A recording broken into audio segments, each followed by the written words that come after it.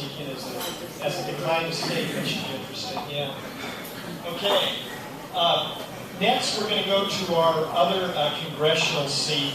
And again, I'm kind of giving you a sense of where they are because of all this redistricting, and so it's changed. Jeff's seat is now going to be known as Congressional District 10. And now we're going to go to the Congressional District 9, which is basically most of the county from heading from Lathrop north, and actually includes Galt now, and Antioch and Brentwood, but we no longer have Livermore or Pleasant. So it's kind of it's changed fairly significantly.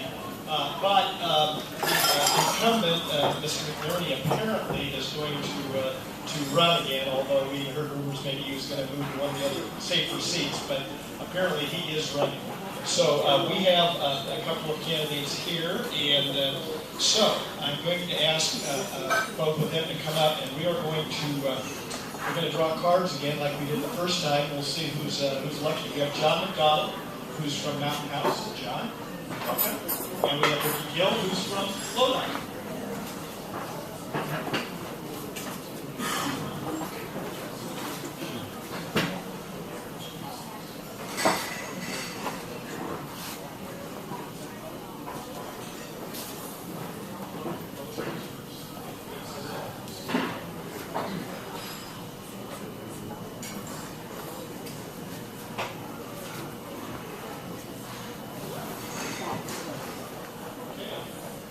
7. What do you guys? Numbers are really going low, yeah. 7.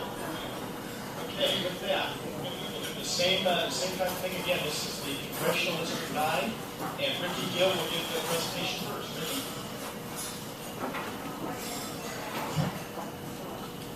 Thank you all for being here tonight. I appreciate this audience. For those of you who might not know, my name is Ricky Gill, candidate for Congress in California's 9th District. Gary illustrated what communities are included. So it's up in South Sacramento County, it's Akron in San Joaquin County, goes west into Brentwood, Discovery Bay, and East Antioch. What really motivated this campaign was a lack of local representation. In this congressional district, where many of you live, there is not a single state or federal legislator who's anchored here, who lives here. We are the most underrepresented people in the country, and it's about time we change that. That's what animated my campaign. We need a leader who has roots here, who knows this community. You know we're on the brink. In this very city where we're convening here tonight, we're on the brink of bankruptcy. You know about the catastrophic situation we find ourselves in with respect to water. It is time for homegrown leadership, and this campaign can provide that. I'm a first-generation American. I'm proud to tell you I'm born and raised here. I grew up off of 8 Mile Road between Lodi and Stockton, so I have that split identity. This is a community where I learned my values. I remember volunteering at Lodi Memorial Hospital. I remember volunteering at St. Mary's Interfaith, south of the Crosstown. This is where I learned the value of a dollar working in my family's agriculture business. We've been growing wine, grapes, and cherries for the better part of 30 years. That's where I learned the value of a dollar, and we need to take that to Washington. I will tell you, in addition to that, I've worked for the Sacramento Kings, glad they're still staying, and helped them evaluate draft prospects. I worked for the Oakland Athletics as a San Francisco Giants fan, but it was there that I helped that team close litigation loopholes. I'm very proud of that work. I'm proud of my public service, though, too.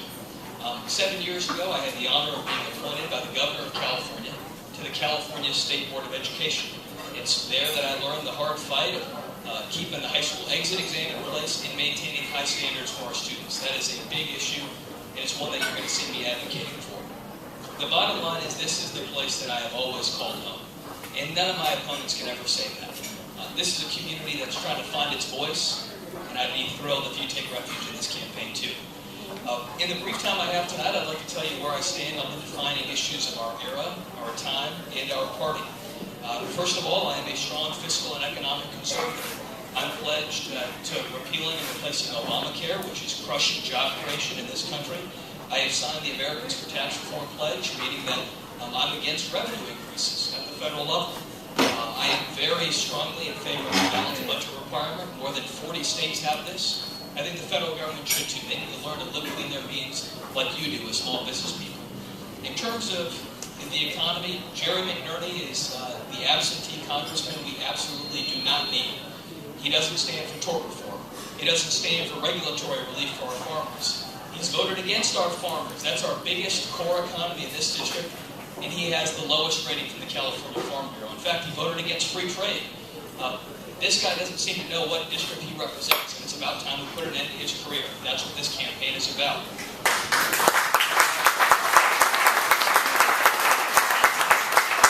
I'm a proud reformer. At the end of the day, the public trust matters a great deal to me. I am a believer in a single subject rule. Every bill in Congress should only apply to one topic. I think you'll agree with that too. I think we need a line item vetoes so the president can discipline spending if Congress passes these wasteful earmarks. And we need sunset provisions, because at the end of the day, as Ronald Reagan once admonished us all, the closest thing we have to eternal life on earth is a federal program. You know, I want to fight against that, and I will fight against that. I want you to know I believe in competition in public education and in health care. I don't believe in heavy-handed mandates. I think students, not the unionized special interest, should be the focus of education. That is the fight of the next generation, and you're going to find me fighting that way too. I am pro-life. I want you to know that I'm committed to that issue. I'm committed to the Second Amendment. These are very important social principles, and I hold them close to me in this campaign and in my life. I want you to know also about the trajectory of this campaign. We have done a lot in since May, since I announced. It was May 17th when I announced. You know, the weather wasn't so good, but that was not an omen for how we would do in this race, because things are looking very bright for us. We have raised to date over $1 million in this campaign, almost all of which has come from individual donors. These are folks like you. They are up and down the Central Valley. The reason I mention that figure is we've raised more than almost every other Republican congressional challenger in the whole country. And we've done that here in this hard-hit economy because people believe, for the first time in a while, they're subscribing to a campaign that's a lot bigger than self. And I really need you to stand with me. I mentioned our fundraising not just because of sheer numbers, but because Jerry McDonald can't seem to raise any money in this new district. All of his money comes from special interests, which is why he sold us out and sold us short. And almost all of his money comes from the Bay Area from people who can't vote for him. And I don't think that's right to be importing our congressman. We're fighting against that. I want you to know the National Republican Party is thrilled on my campaign. I was one of the first 11 candidates in the entire United States to be part of their Young Guns contender program. I guess the word young really is the adjective to describe this campaign, but I'm proud to say that we are scaling the ranks there. And you right now are sitting in what is going to be one of the top 10 congressional races in the country because of the hard work we have done. We have raised money. We are scaring the daylights out of the Democratic establishment. In fact, we have Democratic folks here who are videotaping me right now. They follow me everywhere I go. We're causing a lot of It's okay, guys. You can focus your attention here. We're causing that heartburn, but it's just the start. It is just the start. I want you to know that the NRCC, the Republican Congressional Committee, believes we have what it takes to win. We are assembling a credible organization with the willpower to win. And I will not let you down. I've been endorsed by prominent local and national figures. You heard from two of them tonight, Leroy Ellis and Bill Berryhill. They were on this team together. They agree that I should be the next United States Congressman. Former Florida Governor Jeb Bush has campaigned for me. He crossed the country for me. So did the sitting governor of South Carolina, Nikki Haley, who came to Lodi for me. I want you to know we're going to continue that work with Journey. We've got a lot of kinetic energy. We are going to keep winning this race. I will just close by saying it's been nearly 20 years since a Republican challenger beat a Democratic congressman in California, but I believe you're staring at the person who's going to make that history happen again. I campaigned with the last person to do it, George Radonovich. I want you to know we're reaching a lot of new groups. All these ethnic communities that the Democrats take for granted, no more in this campaign. I speak Spanish, are going to take my story to every precinct in this community, and I want you to know I will never default on being first. Thank you for your time. I'll be humbled by your question.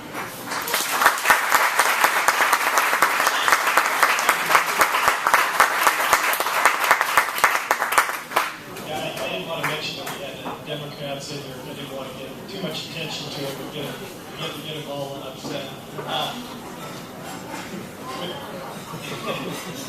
Next we have John McDonald. John is going to come up and give his pitch. And John, good to have you here.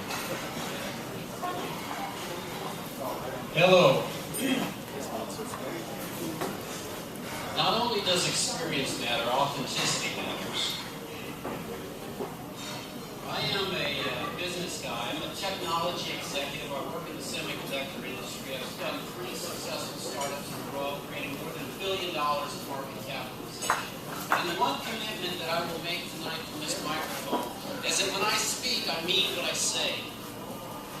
I am not going to sit there and make this campaign into some kind of cartoon where I'm going to say something that I don't mean. I'm not going to walk in front of one crowd and say one thing and turn around and go to the University of Pacific and say a different thing. Now, I'm not in a very good mood, and I'm going to admit that right now.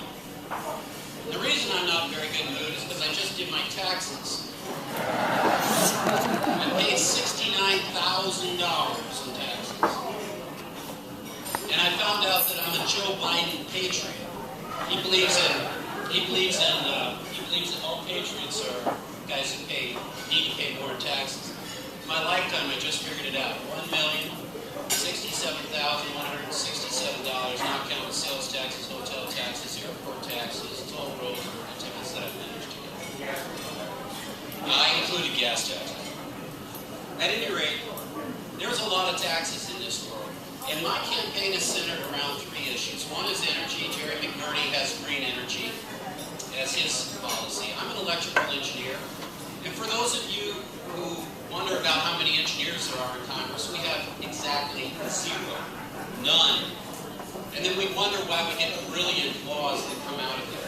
The fact is we have a president who is an inexperienced, unvetted lawyer who everybody got all Twitter-baited about if you watch the Disney movies, elected the man, put him in Congress, and he's an economic illiterate. I have negotiated million-dollar contracts all over the world. We talk about farming in this district, but farming is an international business. I've been overseas more than 60 times, talked to all kinds of CEOs all over this planet. I understand negotiation. I understand our trade negotiators are often economic illiterates because they're not selected based upon their experience, they're selected based upon their campaign contributions. And I'm not very good. Because this country has a serious problem. We're headed toward $5 gas. Stockton's going broke. This isn't a time to be joking around with who we put into Congress. We need to take Jerry McNerney out. He was a failed business leader. His first green company lost $100 million. Before there ever was Solyndra, there was Connecticut. Look it up. It's easy. $100 million loss. And why? It's because the Democrats insist on having fantasy for their economic policies, for their energy policies. I'm an electrical engineer, I told you that. I understand how electronics work. I understand how a silicon solar panel is made. I understand it costs 35 cents per kilowatt hour to do it. I understand that for every penny per kilowatt hour that California pays more, there's 25,000 jobs are lost. Think about that. That's an amazing amount of jobs. Now, I'm a serious individual. I plan on making my voice heard when I get to Congress. It's going to be a very joyful time to take on a whole boatload of offers. I'm going to enjoy every minute of it. We actually do have a pretty good time. It would have helped if I didn't go before this morning to run a real job. I'm a vice president. Leadership, you lead by example. You lead by diligence. You lead by working hard for the next guy. You lead from the front. Let's all talk about what is leadership. Let's talk about leadership. Leaders are experienced. Leaders have scars. Not everything about me. In fact, some of the best things about you, I'm not going to tell you. Because they were failures. There were times when I didn't do such a good job. When I did say the right thing. When I did carry on my marriage in the best way I could. Those are the scars on my back. And that's what leaderships, that's what great leaders have. They understand failure. They understand success. They've been down all the roads. Not everything is pie in the sky.